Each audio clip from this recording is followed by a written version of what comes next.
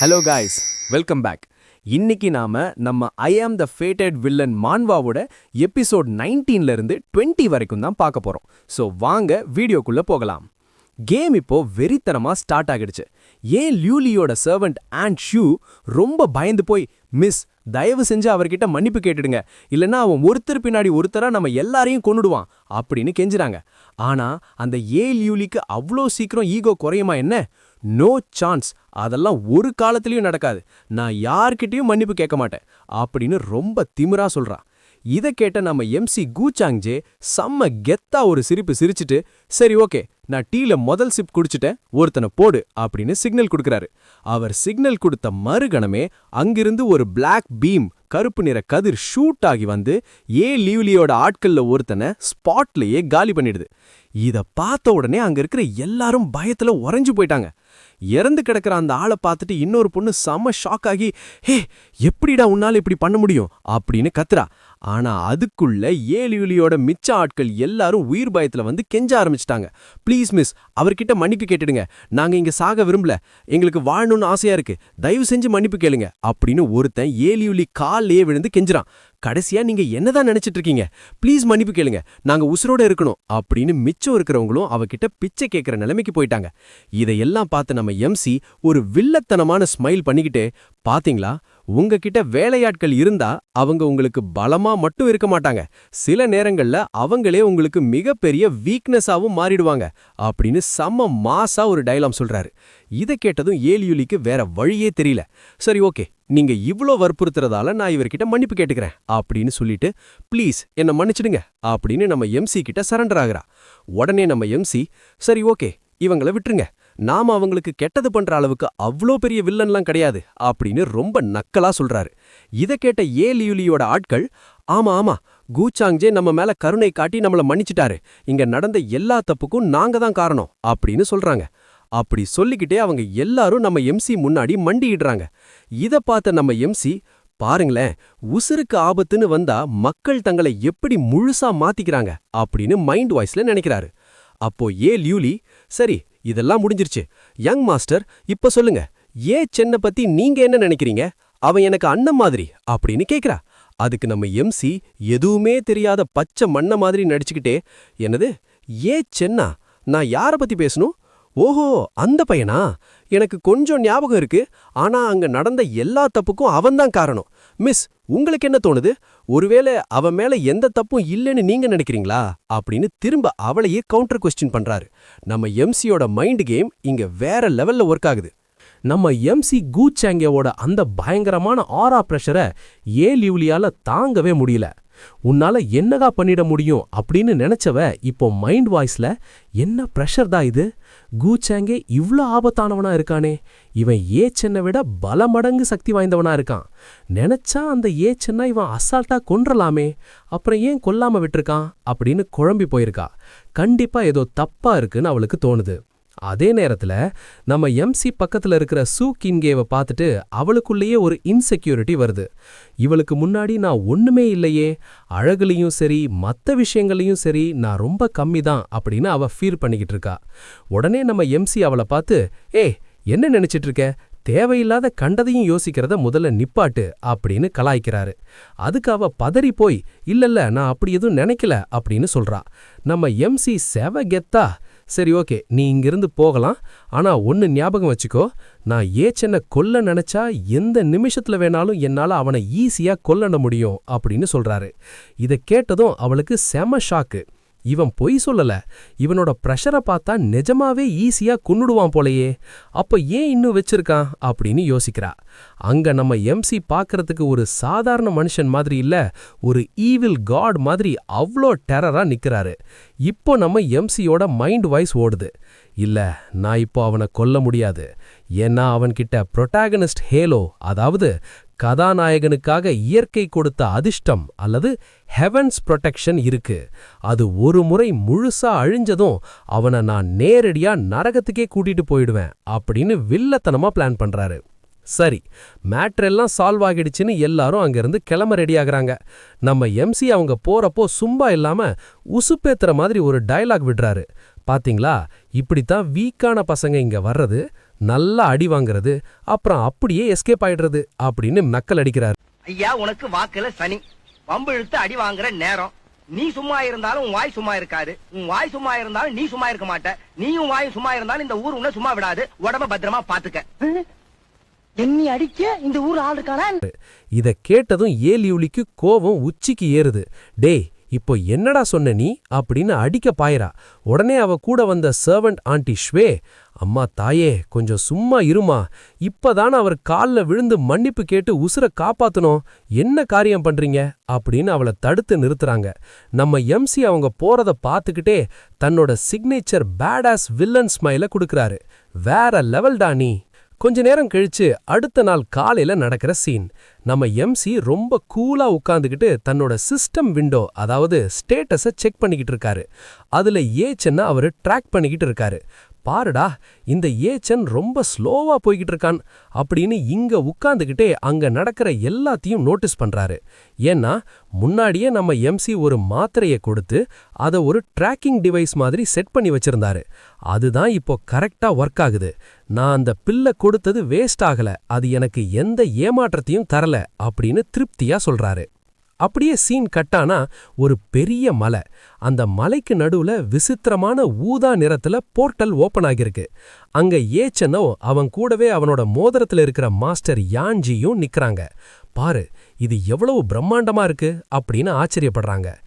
ஏச்சன் செம சந்தோஷத்துல, ஃபைனலா இந்த சீக்ரெட் லொகேஷனை நான் கண்டுபிடிச்சிட்டேன், இப்போ நான் இதுக்குள்ள போய் அந்த சக்தி வாய்ந்த ஆயுதத்தை எடுக்க போறேன், அதுக்கப்புறம் என் கையில இருந்து எதுவுமே தப்ப முடியாது, கூச்சாங்கே உன் கதை முடிஞ்சதுடா அப்படின்னு ரொம்ப ஓவரா ஈகோல சிரிச்சிட்டு இருக்கான்.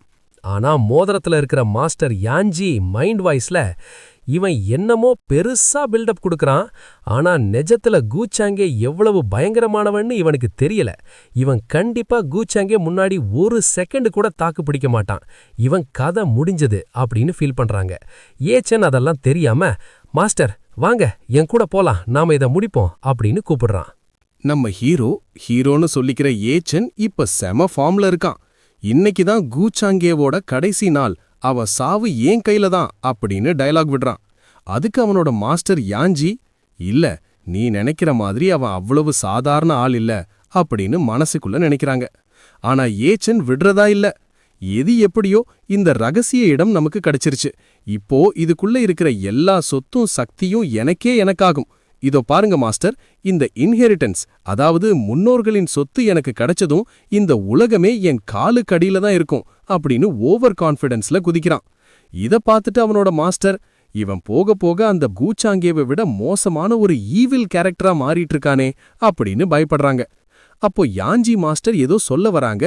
ஆனா ஏச்சன் செம கடுப்பாகி, ஏன் மாஸ்டர் நீங்க எப்ப பார்த்தாலும் என்ன பாராட்டுறதே இல்ல, எப்ப பார்த்தாலும் அந்த கூச்சாங்கேவை பத்தியே பேசிட்டு இருக்கீங்க, அவன் எவ்வளவு கெட்டவன் தெரியுமா, அவன் உங்களையே என்கிட்ட இருந்து பிரிக்க பார்த்தான் அப்படின்னு பொறாமையில கத்துறான். அதுக்கு யான்ஜி, ஏச்சன் நீ எப்ப பார்த்தாலும் உன்னோட ஈகோவை தான் முன்னாடி வைக்கிற, அந்த கூச்சாங்கே பின்னாடி இருக்கிற பலமான பேக்ரவுண்ட் கூட உன்னால மோத முடியுமா அப்படின்னு கேக்குறாங்க. நீங்க இப்ப யாரோட சைடு, ஏன் சைடா இல்ல அவன் சைடா, ஒழுங்கா ஏன் கூட வாங்க அப்படின்னு மிரட்டுற மாதிரி கூப்பிடுறான். பாவம் மாஸ்டர் யான்ஜி எதுவும் பேச முடியாம அவன் பின்னாடியே போறாங்க. அப்படியே சீன் கட்டானா அந்த இடத்துல ஒரு பயங்கரமான வெளிச்சம். அந்த சீக்ரெட் இடத்தோட கேட் இப்போ ஓபன் ஆகிடுச்சு. அங்க இருக்கிற மத்த ஆட்கள் எல்லாரும், அடடா கேட் ஓபன் ஆகிடுச்சுடா, உள்ள போனா பொன்னும் பொருளும் கிடைக்கும் அப்படின்னு ஓடி வராங்க. ஆனா உள்ள போன கொஞ்ச நேரத்திலேயே அவங்களுக்கு ஒரு அதிர்ச்சி. என்ன இது, என் பவர் எல்லாம் அப்படியே குறையிற மாதிரி இருக்கே, என்னால ஏன் கல்டிவேஷன் பவரை யூஸ் பண்ண முடியல அப்படின்னு கத்துறாங்க. இப்பதான் மேட்டர் புரியுது.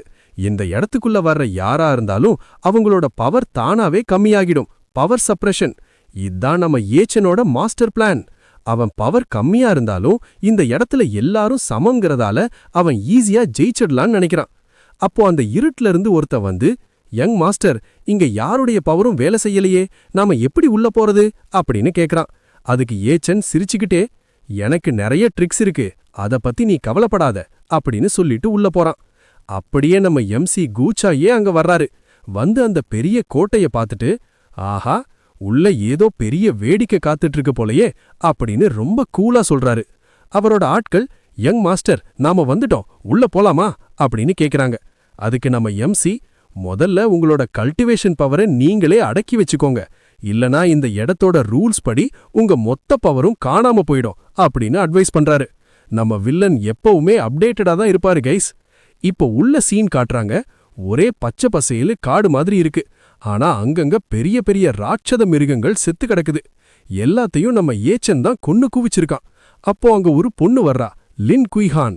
லின் குடும்பத்தை சேர்ந்தவ. அவ அங்க இருக்கிற ரத்தத்தையும் அந்த மிருகங்களையும் பார்த்துட்டு, பிரதர் சென், நீங்க தான் இதையெல்லாம் பண்ணீங்களா? நீங்க எவ்வளவு தைரியசாலி அப்படின்னு அவளையே ஆச்சரியமா பாக்குறா. ஏச்சனும் அவளை பார்த்துட்டு, ஓ நீ கூடவா இங்க வந்திருக்க அப்படின்னு கேக்குறான். ஹீரோக்கு இப்பதான் ஒரு மாதிரி கெத்தா இருக்கு. நம்ம ஹீரோ ஈச்சன் இப்போ லின்ஸ் யூஹான பார்த்து ஜொல்லு விட ஆரம்பிச்சிட்டான். ஆஹா, 2-3 வருஷத்துக்கு முன்னாடி பார்த்த மாதிரியே இன்னும் அப்படியே அழகா இருக்கியே, கொஞ்சம் கூட மாறவே இல்லையே அப்படின்னு ஏதோ பெரிய காதல் மன்னன் ரேஞ்சுக்கு டயலாக் விடுறான். ஆனா அந்த பொண்ணு செம்ம காண்டுல இருக்கா. டேய், உன் கண்ணை எங்க வைக்கணுமோ அங்க வையு, இல்லனா உன்னை கொன்னுடுவேன் அப்படின்னு ஒரே போட்டுட்டான். உடனே ஈச்சன் பம்மிக்கிட்டே, ஐயோ நீ தப்பா நினைக்கிற, நான் எப்பவும் அப்படி யோசிக்க மாட்டேன் அப்படின்னு சொல்லி சமாளிக்கிறான். அதுக்கு அவ, உன்னால அங்க என்னென்ன பிரச்சனை நடந்துச்சுன்னு தெரியுமா அப்படின்னு கேக்குறா. இவன் உடனே பேச்ச மாத்தி, அதெல்லாம் விடு, அந்த பாழாய் போன கூச்சாங்கியவ பத்தி பேசுவோம் அப்படின்னு டாபிக்க மாத்துறான். அந்த கூச்சாங்கே உன்னை எதுவும் பண்ணலையே, உன்கிட்ட தப்பா நடந்துக்கலையே அப்படின்னு பதட்டமா கேக்குறான். அதுக்கு லின்ஸ் யூஹான், இல்லப்பா அவன் ரொம்ப நல்லவன், என்ன நினைச்சிருந்தா அங்கேயே கொன்னு இருக்கலாம், ஆனா அவன் உன்னை உயிரோட விட்டுட்டான் அப்படின்னு சொல்றா. இத கேட்டதும் நம்ம ஈச்சனுக்கு பத்திக்கிட்டு வருது. அவன் நல்லவனா? நோ வே, எனக்கு அந்த விசேஷ ஆயுதம் மட்டும் கைக்கு கிடைக்கட்டும், அதுக்கப்புறம் பார் அந்த கூச்சாங்கியவன் நான் என்ன பண்றேன்னு. நாம இருவரும் ஒன்னா சேர்ந்து வாழலாம், நீ கவலைப்படாத அப்படின்னு ஓவர் பில்டப் கொடுக்கறான். அப்போ அந்த மோதிரத்துல இருக்கிற என்ஜி மாஸ்டர் இதெல்லாம் பார்த்துட்டு, ஐயோ பாவம், இந்த ஈச்சன் எவ்வளோ பெரிய முட்டாளா இருக்கான், நம்ம எம்சி கூச்சாங்கே எவ்வளோ பலசாலி, அவன் நினைச்சா இவனை எப்பவோ முடிச்சிருக்கலாம், ஆனா இவன் என்னடானா இவ்வளோ திமிரா ஆடுறானே அப்படின்னு நினைச்சு வருத்தப்படுறாங்க. அப்படியே சீன் கட்டானா அந்த இடத்துல ஒரு அதிர்வு. நம்ம எம்சி கூச்சாங்கே தன்னோட டீமோட அந்த இடத்துக்குள்ள ஹிடன் ரெல்முக்கு கெத்தா என்ட்ரி கொடுக்கறாரு.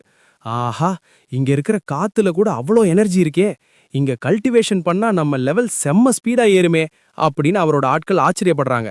அங்க இருக்கிற ஒரு பெரியவரு மத்தவங்கள மிரட்டுறாரு. யங் மாஸ்டர் என்ன சொன்னாரோ அதை மட்டும் செய்யுங்க, தேவையில்லாத வேலையில இறங்குனா அப்புறம் நான் மனுஷனா இருக்க மாட்டேன் அப்படின்னு வார்னிங் கொடுக்கறாரு. நம்ம எம்சி கூச்சாங்கே ஒரு வில்லத்தனமான சிரிப்பை உதிர்த்துட்டு, சரி பாப்போம் அவன் இன்னும் எவ்வளவு நேரம்தான் என்கிட்ட இருந்து தப்பிக்கிறான்னு அப்படின்னு சொல்றாரு.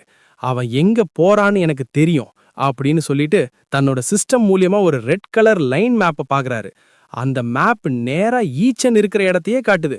அவ்வளவுதான் கைஸ், நம்ம எம்சி கிட்ட அந்த டிராக்கிங் மேப் இருக்கிற வரைக்கும் ஈச்சன் எங்க போனாலும் தப்பிக்க முடியாது. அந்த ஆயுதம் ஈச்சனுக்கு கிடைக்குமா, இல்ல நம்ம எம்சி அதை தட்டி பறிப்பாரா அப்படிங்கறத அடுத்த எபிசோட்ல பாப்போம். இதோட இந்த எபிசோட் முடியுது கைஸ்.